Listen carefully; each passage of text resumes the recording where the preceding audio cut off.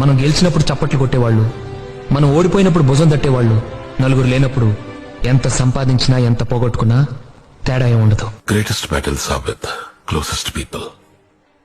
గొప్ప యుద్ధాలన్నీ నా అనుకునే వాళ్ళతోనే. వినే టైము చెప్పే మనిషి వల్ల విషయం విలువే మారిపోతుంది. ఇలా మరి నిజం చెప్పకపోవటం అబద్ధం, అబద్ధాన్ని నిజం చేయాలనుకోవటం మోసం. జీవితంలో మనం కోరుకునే ప్రతి సౌకర్యం వెనకాల ఓ మినీ యుద్ధమే ఉంటుంది. యుద్ధంలో గెలవడం అంటారా శత్రువుని చంపడం కాదు సార్, శత్రువుని ఓడించడం సార్. ఏం చెప్పాను? ఓడించడం. ఓడించడం సార్. ఓడించడమే యుద్ధం యొక్క లక్ష్యం. Okay sir. చంపడం కాదు. యుద్ధం చేసే సత్తా లేనోడికి శాంతడిగే హక్కు లేదు. నిజం చెప్పేప్పుడే భయం వేస్తుంది అన్న, చెప్పకపోతే ఎప్పుడు భయం వేస్తుంది. అద్భుతం జరిగేటప్పుడు ఎవరూ గుర్తించలేరు, జరిగిన తర్వాత ఎవరూ గుర్తించాల్సిన అవసరం లేదు.